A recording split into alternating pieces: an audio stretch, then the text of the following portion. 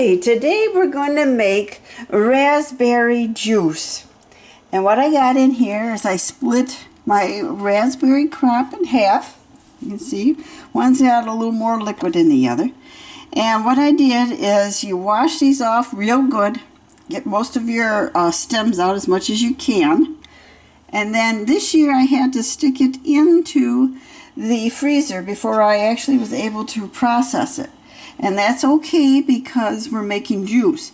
Now that might have been a problem if we were going to be making anything else with it, like a cobbler or any of that, because the berries can turn out to become very bitter. Now what we're going to do next is I put them in my brand new pots. You see this right here? This is ceramic and it's on a non-stick surface. And you can see I put it in a 12-quart pot. You see I got them both in there. And what we're going to do is take my water straight from the well. And that water is not salted in any way. And that's why it's safe for me to drink it. And we're going to pour about half a gallon into each pot. Okay, and that'd be pretty good. Yeah, that looks real good. Okay, now we got this here, and we're going to pour the rest into this one. And then what we got to do is get them situated onto the stove. And they're using my big burners for this. And we're also going to help speed up the heating up process by leaving the tops on.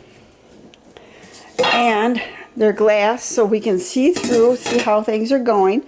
And we will actually be stirring this from time to time.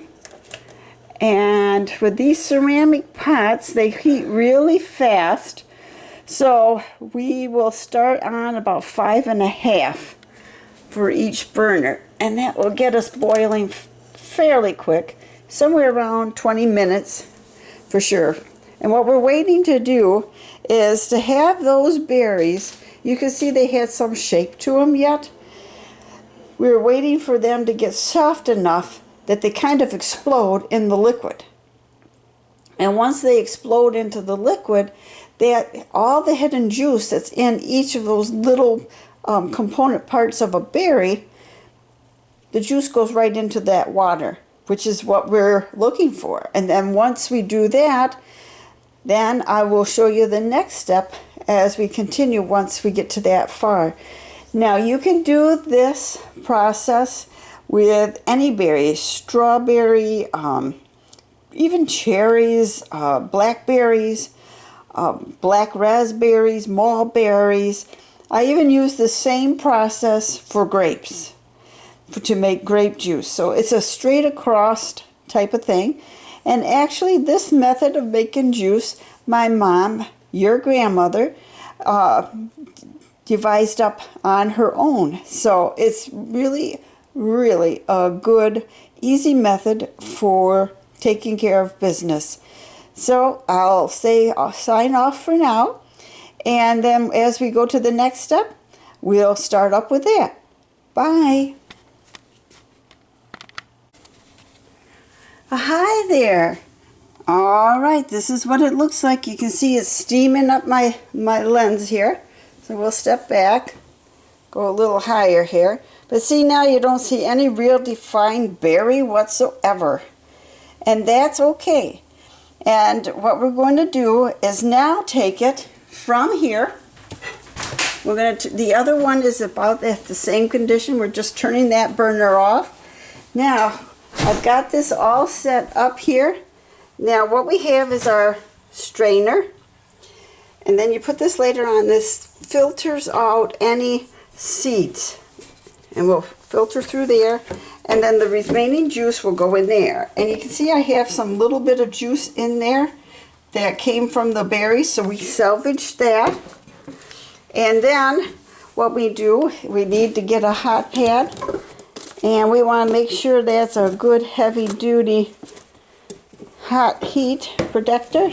So we're going to do a double. We're going to put that here. We also have a nice soup label. So we're going to take that with us. And we'll take our regular spoon with us. And now we are ready to go. Now I'm just going to put the camera down for a minute and I'll be right back, and I got to carry this pot over there. So hold on. Wow. No bills today. What went wrong? Oh, good. What went wrong?